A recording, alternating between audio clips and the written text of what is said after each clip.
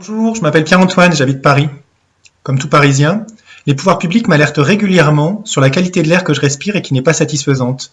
Par exemple, en 2012, selon Air Paris, cela concernait 44 jours dans l'année.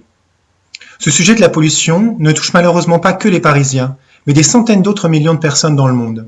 Ainsi, selon les chiffres 2016 de la Banque mondiale, ce sont 5,5 millions de personnes qui sont décédées dans l'année, via des maladies cardiovasculaires, des cancers du poumon, des maladies pulmonaires chroniques et toute autre affection imputable directement ou indirectement à la pollution de l'air.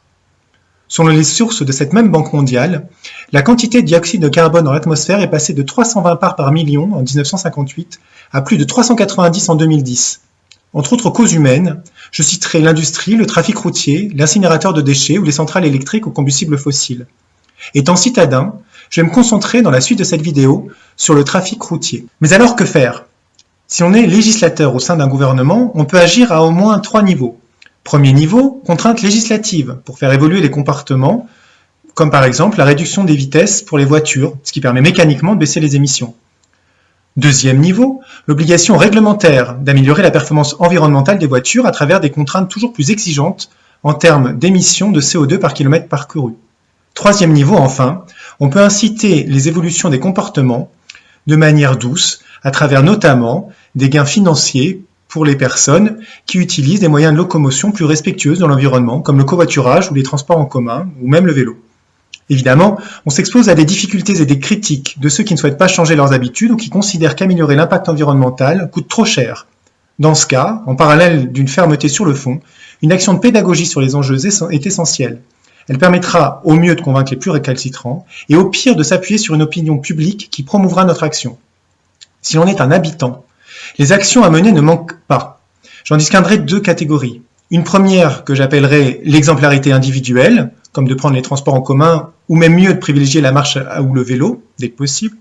Une deuxième qui consiste à être force de proposition en participant à la mise en œuvre de solutions locales, de covoiturage par exemple. Face à ces différentes idées, d'initiatives et sans remettre en cause le rôle de l'État, je suis un fervent défenseur de l'action locale. Le schéma idéal consiste, selon moi, à voir les pouvoirs publics accompagnés des phénomènes locaux et citoyens existants. Je considère que le plus grand frein au changement réside dans l'inertie des habitudes et la peur du trop compliqué. Afin de lever ces freins, lançons-nous et la propagation de ces nouvelles manières de faire se fera par l'exemple. Ainsi, j'ai moi-même arrêté de posséder une voiture et j'utilise maintenant des systèmes de location de particulier à particulier lorsque je n'ai pas vraiment d'autres alternatives de transport que la voiture. Lors d'une réunion familiale, j'ai été amené à réserver une voiture du jour au lendemain et transporter mes parents. Tout s'est fait de manière fluide et facile. À la fin de ce week-end, mes parents envisagent sérieusement de passer de 2 à 1 voiture et de réduire la taille de la voiture qu'ils garderont. Dans cet exemple, j'ai pu être prescripteur.